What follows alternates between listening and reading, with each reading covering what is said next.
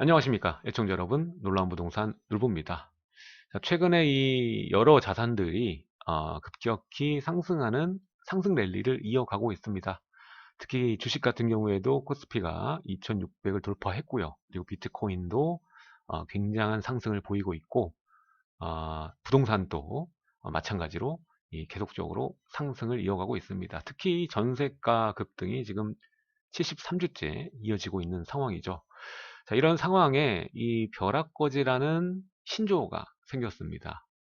여러분들은 벼락거지가 어떤 의미를 가지고 있는지 알고 계신가요?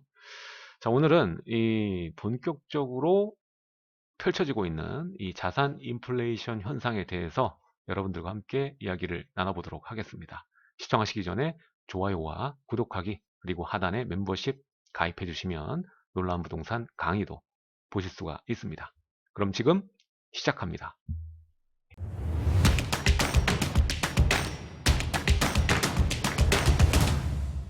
자, 오늘 이야기, 이 본격적인 자산의 인플레이션 현상을 얘기하기 전에 유동성부터 알고 넘어가야 됩니다. 이 유동성이라고 얘기를 자주 하는데 여기에 대한 개념을 제대로 모르시는 분들이 많은 것 같습니다. 자, 일단 유동성이란 이 자산을 현금으로 전환할 수 있는 정도를 나타내는 것이고요. 이 가게나 이 기업이 보유한 자산을 손실 없이 화폐로 바꿀 수 있는 정도를 의미합니다. 자, 통화를 단순하게 이 현금에 한정짓지 않고요. 이 금융상품까지 확대해서 보통 봅니다.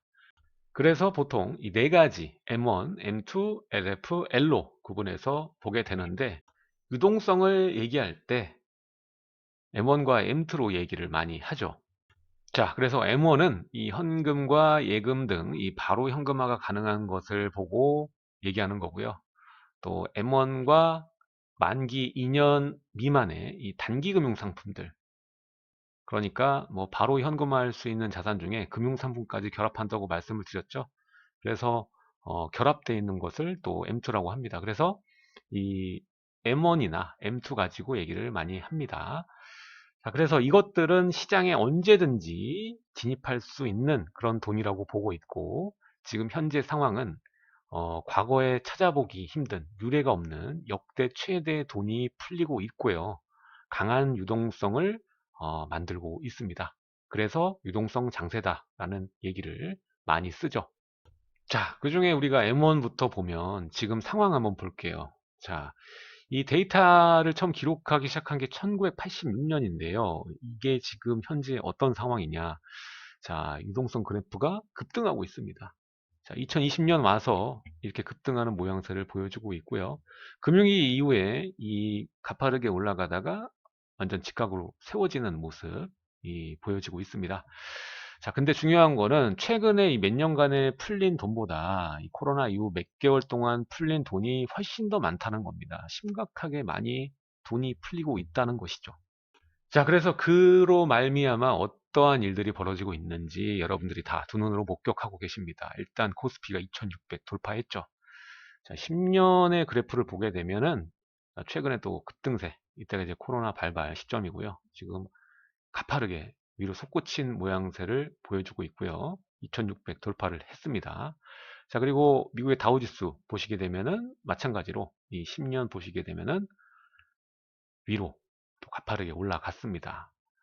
일본도 다르지 않습니다. 일본 니케이도 보면은 최근 급등세를 보이고 있습니다. 지금 이 패턴이 동일하게 나오고 있어요. 지금 올해 패턴은 다 동일하게 나오고 있습니다. 이게 하락으로 가지 않고 위로 반등, V자 반등인데 아주 심한 V자 반등이죠. 이게 나올 수 있었던 이유가 바로 이 유동성의 힘이다로 인식하시면 되실 것 같습니다. 이뿐만 아니라 뭐 다른 자산들도 많이 올랐죠. 금도 많이 올랐고요. 뭐 부동산은 뭐 말할 것도 없죠. 자, 유동성의 급등은 결국에 자산 시장에 유입될 수밖에 없는데요. 이 경제 확장기, 근대화 시기에는 이 막대한 돈들이 풀리면서 산업들이 발전을 했고 지금에 이르게 됐죠. 하지만 그때 유동성과 지금의 유동성은 결이 약간 다르죠. 자, 이전에 서브프라임 이후에 이 양적 완화라는 것이 시작이 되면서 지금과 같은 이 위기 상황의 대응 전략으로 막대한 돈이 풀리고 있습니다. 따라서 예전과는 진입 방향도 다르겠죠. 자, 현재의 문제점, 유동성이 자산으로 스며들고 있습니다. 자, 특히 우리나라의 문제점은 뭐 전 세계 부동산 시장도 뭐 별반 다르진 않는데요. 우리나라는 특히 부동산에 대한 애착이 강한 나라다 보니까 자산 중에 이 부동산 비중이 상당히 높은 편인데요. 특히나 또 공급과 수요가 지금 무너져 있는 상황이죠. 규제로 인해서 또 신규 입주 물량도 부족한 여러 가지 요인들로 인해서 공급과 수요의 구조가 무너진 상황에서 부동산 상승이 지금 계속적으로 이루어지고 있고, 이러한 상승 현상이 또 추가로 투입될 수 있는 이 환경을 만들어 줍니다. 투자 자본들이 들어올 수 있는. 따라서 부동산 시장에 이러한 유동성이 유입되어서 미래 가치뿐만 아니라 현재 가치까지도 이 인플레이션이 진행되고 있는 상황입니다. 자, 이 그래프를 보시면 서울의 평균 매매 가격입니다. 이건 한국감정원 자료인데 실제로는 이거보다 더하죠. 자, 보시면 2012년부터 그래프가 쭉 위로 올라가는 모양새를 보여주고 있고요. 특히 2017년 말부터 이 급등이 계속 나온 이 상황입니다. 자, 그리고 서울 평균 매매 가격을 제가 보여드리고 있지만 뭐 수도권, 전국도 지금 상승세를 기록하고 있죠. 과거의 패턴과는 약간 다르게 예, 그야말로 인플레이션이다라고 표현할 정도의 확장을 지금 보여주고 있습니다. 그리고 이 가장 큰 문제는 임대시장입니다. 임대시장. 아까 이 미래가치뿐만 아니라 현재 가치도 인플레이션 되고 있다라고 말씀을 드렸습니다. 자, 현재 가치, 이 임대시장을 두고 말씀을 드리는 겁니다. 지금 서울 아파트의 전세 수급 지수 추이 그래프인데요. 100 이상이면 수요가 공급보다 많은데 지금 보시게 되면 133, 이렇게 체크가 되고 있죠. 지금의 서울의 아파트의 문제가 이렇게 심각하다라는 것을 나타내고 있는 것입니다. 자료는 한국감정원 자료입니다.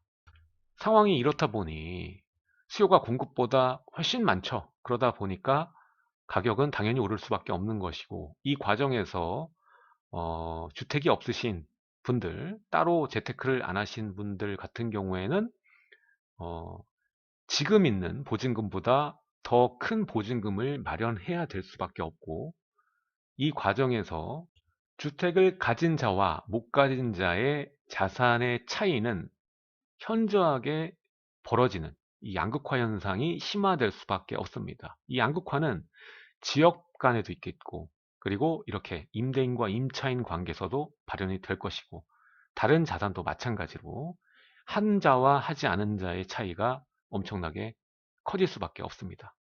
그래서 요즘 신조어가 탄생했죠. 바로 이 벼락거지입니다. 벼락거지. 예. 나는 아무것도 하지 않았는데 오히려 이 거지가 되는 그런 상황을 일컬어서 나온 신조어입니다. 자, 지금 서울의 전세가는요, 73주째 상승이고, 그마저도 급등세를 지금 이어가고 있죠.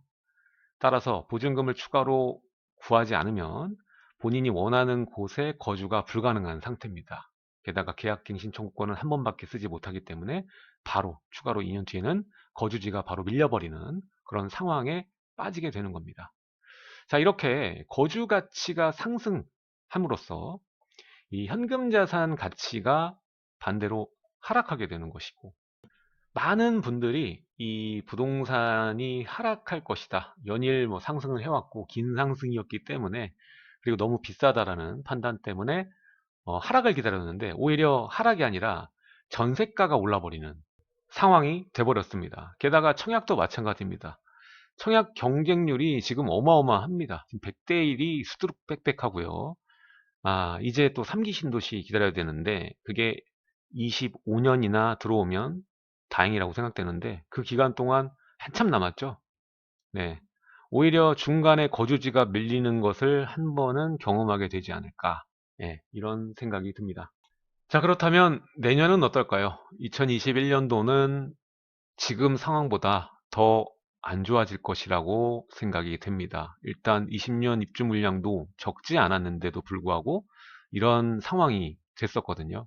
근데 21년은 그마저도 신규 입주 물량 반토막 나고 수도권도 물량 줄어들고, 게다가 이 전세난 대안이 없는 거 이번에 여러분들 잘 아셨잖아요. 1119 대책 보면은 이제 대체주택으로 공급량을 맞추려고 하는 건데, 이미 이 대체주택 시장에는 전세난이라고 불릴 정도로 임대가가 크게 오르진 않았습니다. 게다가 공실도 상당히 많은 지역들도 있고요.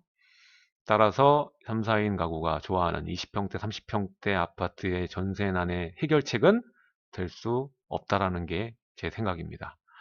결국 이 양극화는 더 뚜렷해지고, 또 대체주택까지도 가격이 오를 것이다 라고 생각이 됩니다.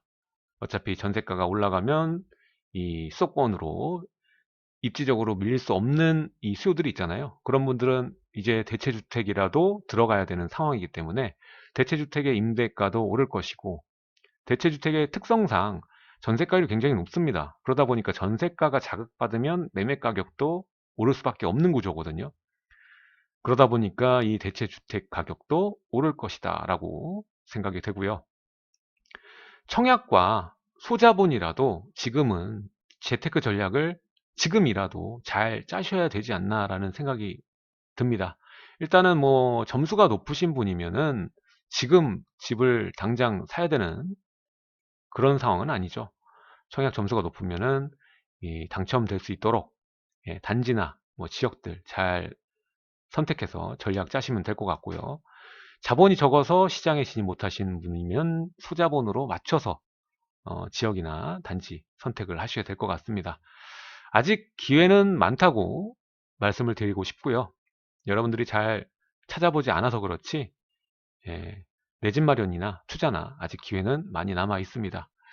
자, 특히 이제 실수요 가치가 높은 이 저평가, 전세가율 높은 단지들, 이런 단지는 다른 지역들, 지금 파주 같은 데도 보면은 이 전세가율 굉장히 높은 단지들이 이번에 이 김포가 구제지역 되면서 또 급등했거든요. 그래서 무조건 이 안 오르는 아파트는 요즘에 수도권에 없는 것 같습니다. 그래서 실수요 가치가 좀 높으면 추후에라도 언젠가는 뭐 오르는 모양새를 좀 보여주고 있는, 현재 지금 나타나고 있기 때문에 앞으로도 이 실수요 가치가 높은 저평가 단지, 전세가율 높은 단지를 좀 잘 찾아보시면 좋지 않을까라는 생각이 들고요. 또 투자 같은 경우에는 이 장기로 잡으시고, 단기에 이 일일비하지 마시고 이 재개발과 재건축을 잘 옥석을 가려서 나중에 5년이든 10년 뒤든 내 자본을 잘 확장시켜 줄 수 있는 그런 물건을 고르시는 게 좋을 것 같다라는 생각이 듭니다. 자, 오늘은 막대한 돈이 풀리게 되면서 부동산의 현재 가치와 미래 가치가 인플레이션 되는 현상에 대해서 같이 얘기를 해봤고, 이 신조 벼락거지가 뭔가 이 사회 문제점에 대해서까지 같이 이야기를 나눠봤습니다. 아직 기회는 있고요. 2021년도 이때 또 하락이 나온다고 생각하시면서 그냥 아무렇게나 기다리시지 마시고 살아남을 수 있는 전략을 잘 짜시는 것이 중요할 것 같습니다. 오늘 내용이 좋으셨다면 하단의 좋아요와 구독하기, 멤버십 가입해 주시면 놀라운부동산 강의 영상을 보실 수가 있습니다. 지금까지 시청해 주셔서 감사드립니다.